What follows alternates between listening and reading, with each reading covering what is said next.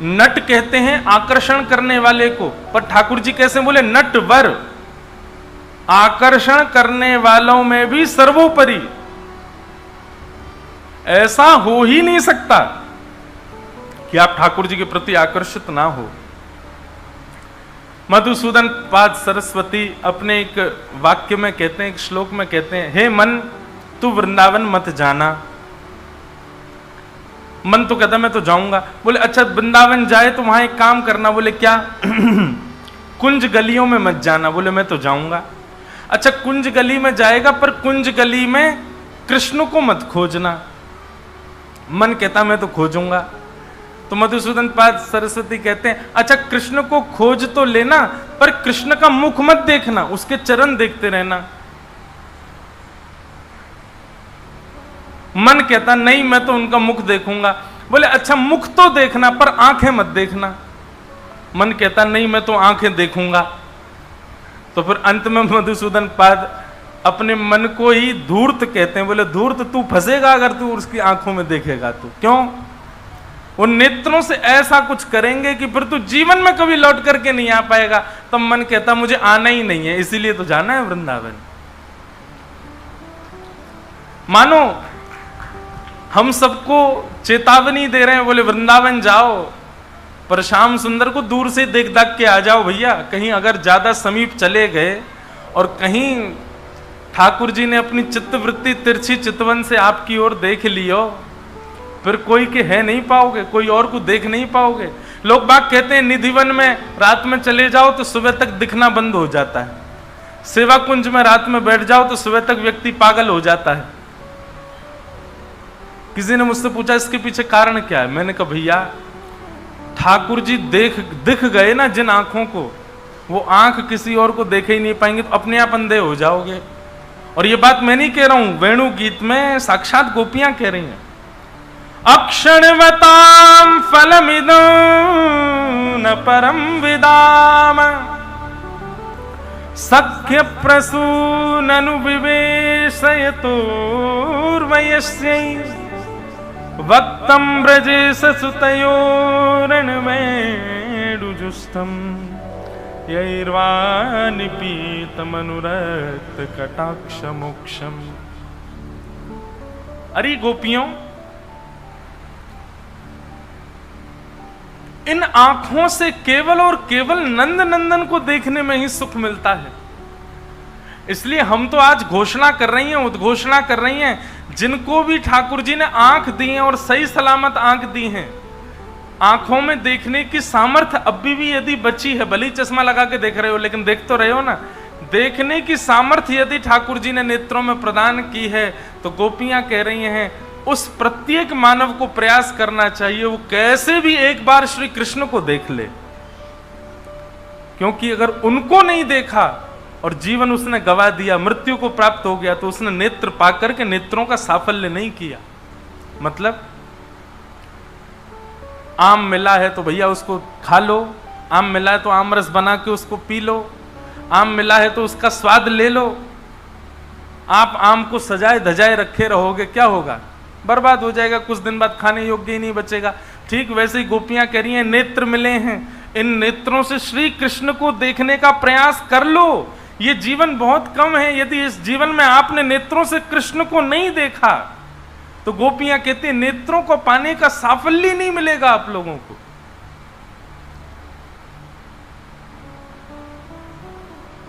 सूरदास जी का पद है हरि दर्शन की प्यासी अखियां, हरि दर्शन की प्यासी। गाओ सब लोग। हरि दर्शन की प्यासी अखियां, हरि दर्शन की प्यासी, हरि दर्शन की प्यासी अखियां, हरि दर्शन की प्यासी, हरि दर्शन की प्यासी अखियां,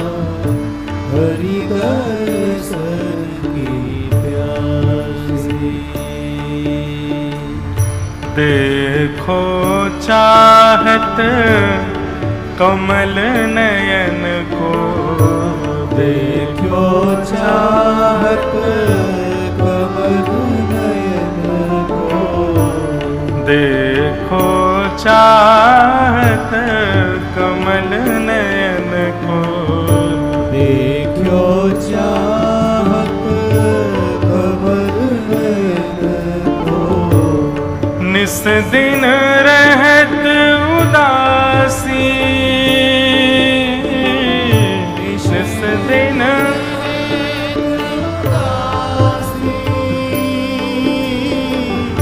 निस दिन रहत उदासी, अखियाँ हरि दर्शन के प्यासे, प्यासे हरि दर्शन के प्यासे, अखियाँ हरि दर्शन के प्यासे।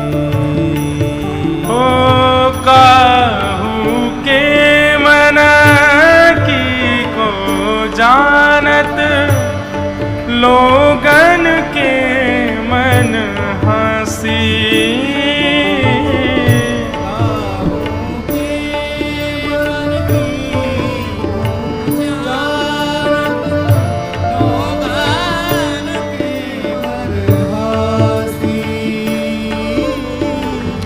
नेह लगाए त्याग गए तृण सम,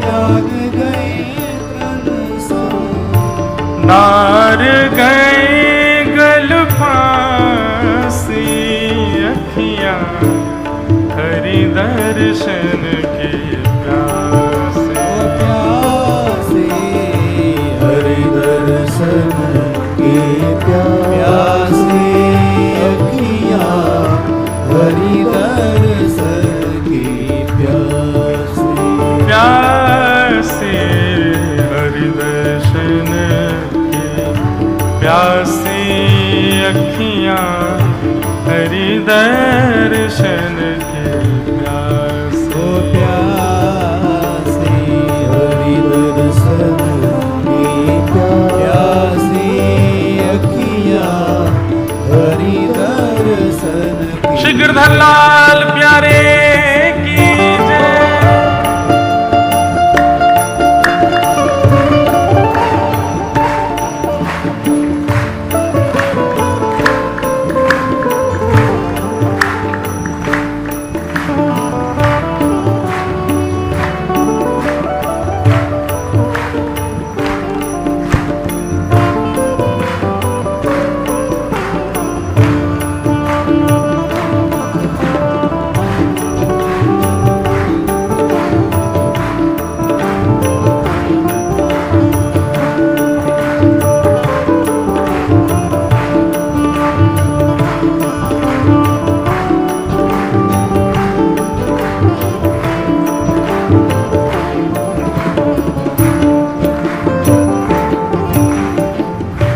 बात याद रखना बंधुओं, अगर कोई व्यक्ति अपने जीवन में सर्वगुण संपन्न है ना, कोई बुरा मत मानना, अगर कोई सर्वगुण संपन्न यहां बैठा हो तो वो बुरा ना माने, पर सर्वगुण संपन्न व्यक्ति है तो ये बात वो लिख ले कि इस जन्म में ठाकुर जी नहीं मिलने वाले उसको। लेकिन एक वस्तु का भी अभाव जीवन में है ना, तो वो विश्वास कर ले कि ठाकुर जी जिससे मिलने का मन बनाते हैं ना, उसको कहीं ना कहीं अपूर्ण छोड़ देते हैं। ये बात निश्चित है। और इस संसार में जो किसी भी रूप में अपूर्ण है ना, वो अपनी पीठ थपथपा ले, अपने हृदय पे हाथ धर के विश्वास कर ले, ठाकुर जी ने उसको स्वीकार कर रखा। कई बार कई लोग मेरे को ऐसे मिलते हैं। अभी उल्लासनगर मुंबई में कथा थी, वहां एक बालक मेरी कथा में आया। वो बालक जन्म से ही बोल नहीं सकता, अष्टावक्र की तरह उसका शरीर जगह जगह से टेढ़ा था, वो बिना व्हीलचेयर के नहीं चलता, और वो अपनी नाक से जो हमारे इंस्टाग्राम पे वीडियो डलते हैं ना, वो वही नाक से एडिट करता है, वो अपनी नाक से चलाता, उसके हाथ भी नहीं चलते, बोल भी नहीं सकता, सुन भी नहीं सकता। 1-2 वीडियोस उसी ने एडिट किए और उसका काम केवल यही है, वो मेरी कथा सुनता है और वहां से वीडियोस एडिट कर करके मुझे भेजता रहता है। एक दिन वो मुझसे मिलने आया और उसने पत्र लिखा, और वो पत्र भी अपनी नाक से ही लिखा, फोन में उसने जो बातें लिखी, उसने सब बातें लिखी, सब कहा, बोले महाराज जी मेरे को ठाकुर जी ने ऐसा बनाया, मैंने आपसे सुना कि भाई ठाकुर जी जैसा बना रहे हैं, ठाकुर जी से आई हर वस्तु प्रसाद होती है, मैं अपने तन को भी प्रसाद मानता हूं और प्रसाद कल्याणकारी होता है, ठाकुर जी ने मुझको ऐसा बनाया। पर महाराज जी बस एक चीज का मुझे कभी कभी क्षोभ होता है, क्या कि आप कहते हैं बालकों को माता पिता की सेवा करनी चाहिए, पर मैं रोज देखता हूं माता पिता मेरी सेवा करते हैं, मैं उठ नहीं सकता, मैं बोल नहीं सकता, मैं कुछ कर नहीं सकता। मुझे बहुत कष्ट होता है इस बात का कि मैं अपने माता पिता की इस जन्म में तो सेवा नहीं कर पाऊंगा। ये अपूर्णता ठाकुर जी ने जो मेरे जीवन में दी है, इसके कारण बस थोड़ा क्षोभ रहता है मुझको।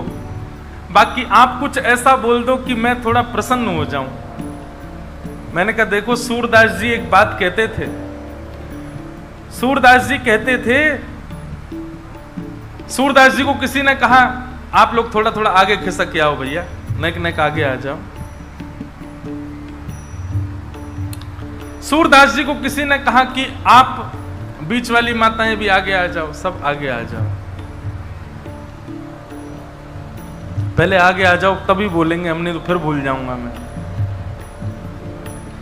मैं बहुत जल्दी डिस्ट्रैक्ट हो जाता हूं।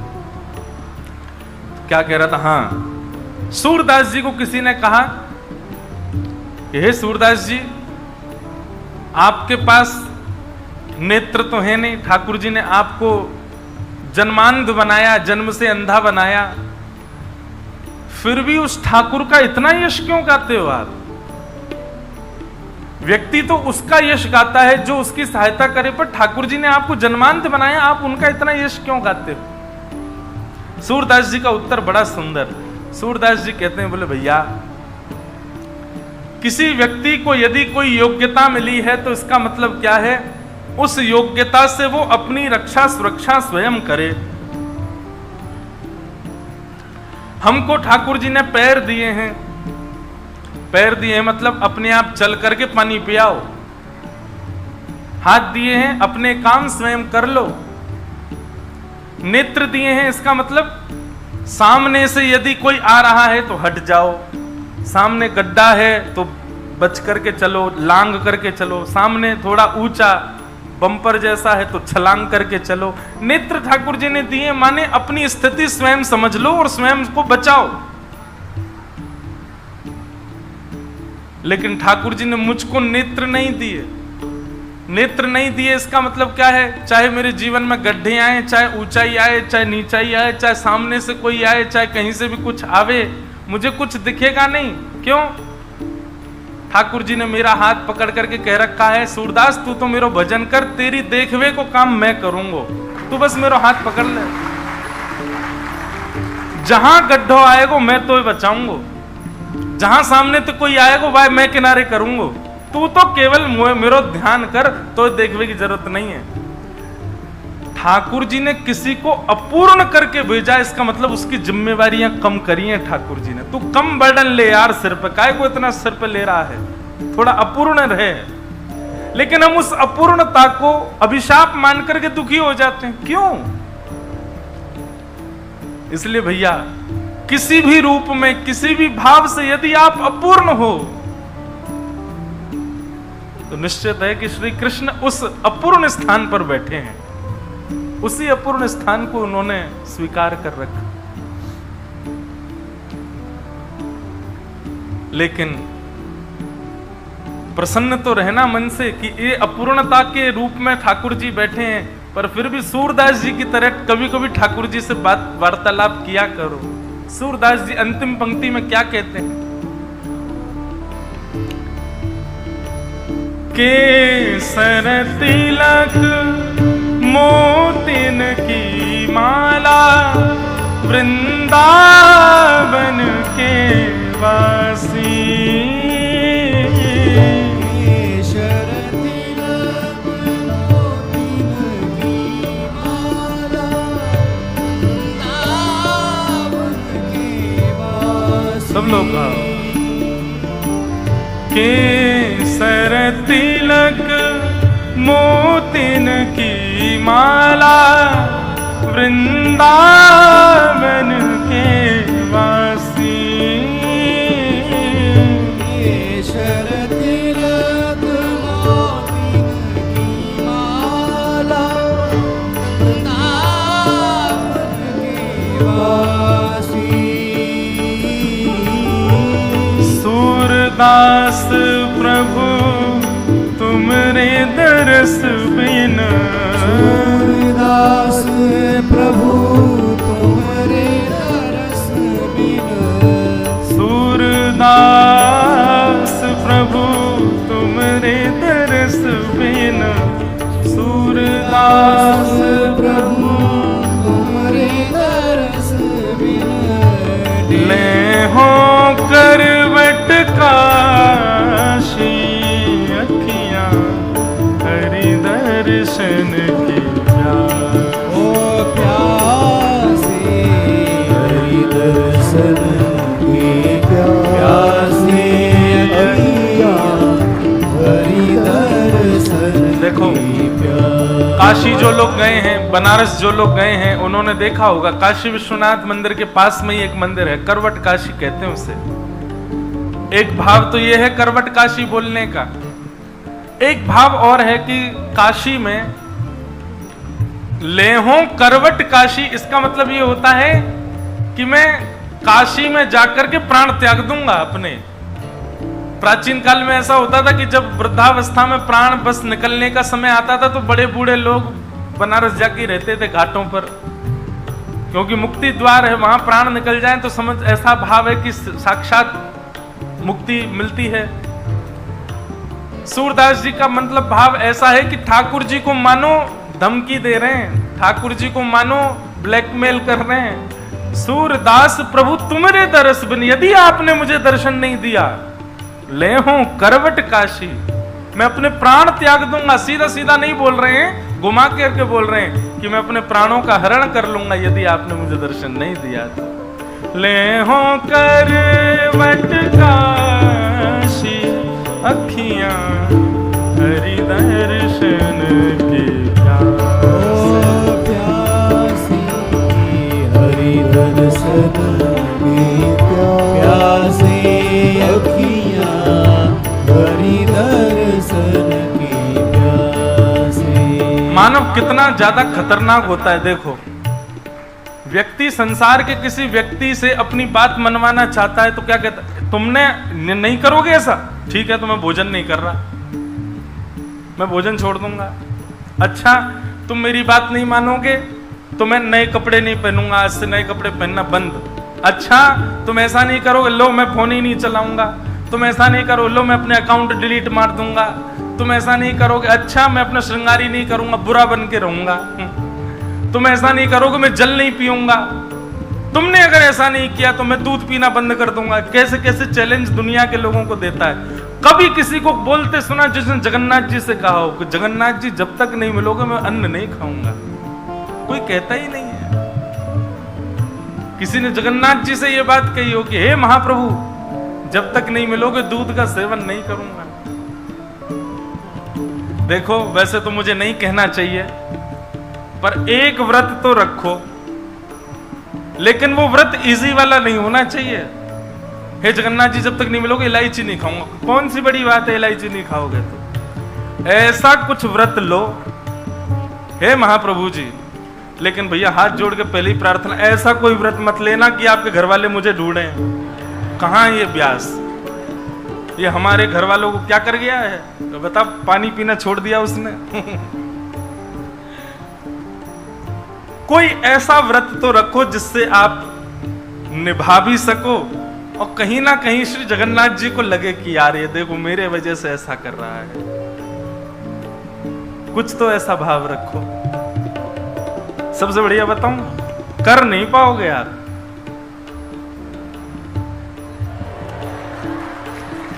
करके दिखाओ इसको।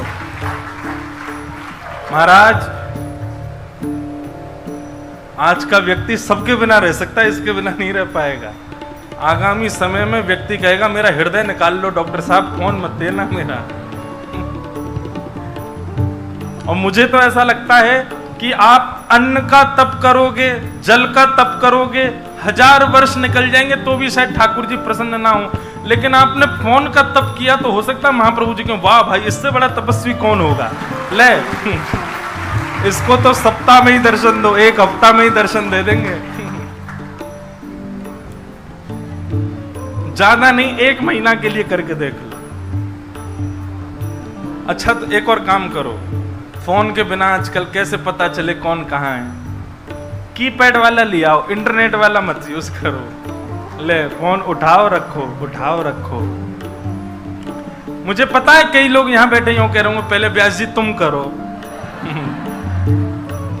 आज एक कोई है बेचारे, उन्होंने तो शिकायत करी है मेरी, मेरे को पर्ची में भेजा है। क्या लिख के भेजा पता है? जय श्री कृष्ण, गिरधर लाल की जय। व्यास जी को भी समय का ध्यान रख के कथा में आना चाहिए। आई एम सॉरी, हमको क्षमा करो। आप जो भी हैं, आपको हमने आधा घंटा रोज बैठवाया, हम 4 बजे का समय देके 4:30 आए, क्षमा करना हमको। तो जो लोग सोच रहे हैं कि व्यास जी पहले आप करो, हम कर भी देंगे, हमें कोई ज्यादा बड़ा उससे, क्योंकि मेरा तो सब कुछ हमारे लोग ही संभालते, मैं तो चलाता ही बहुत कम। लेकिन कोई ऐसा व्रत करो जिसको करने में आपको भी सोचना पड़े और श्री जगन्नाथ जी भी व्याकुल हों कि मेरे लिए कर रहा है। आजकल अन्न छोड़ना बड़ी बात नहीं है भैया, ये अन्न वन्न छोड़ देना कोई ज्यादा बड़ी बात नहीं है, लोग छोड़ देते हैं। आजकल के बच्चे वो 2-2 बजे तक सो के उठते हैं, वैसे आधा दिन तो उनका व्रत में ही निकलता है। क्या फायदा? 2 बजे तो सो के उठ रहे हैं तो वो तो आधा दिन तो उनका आधा दिन तो व्रत में ही निकला। अन्न छोड़ना कोई बड़ी बात नहीं, जल छोड़ना, दूध छोड़ना, पनीर छोड़ना, ये कोई बड़ी बात नहीं। ऐसी किसी वस्तु को त्याग करके दिखाओ जिससे जगन्नाथ जी भी व्याकुल हों। सूरदास प्रभु तुमरे दरस बिन, सूरदास प्रभु तुम्हारे दरस बिन, ले हो करवट काशी अखियां, हरि दर्शन की प्यास, ओ प्यासी हरि दर्शन प्यासी अखियां, हरि दर्शन की प्यासी, प्यासी हरि दर्शन की प्यासी अखियां, हरि दर्शन की प्यासी।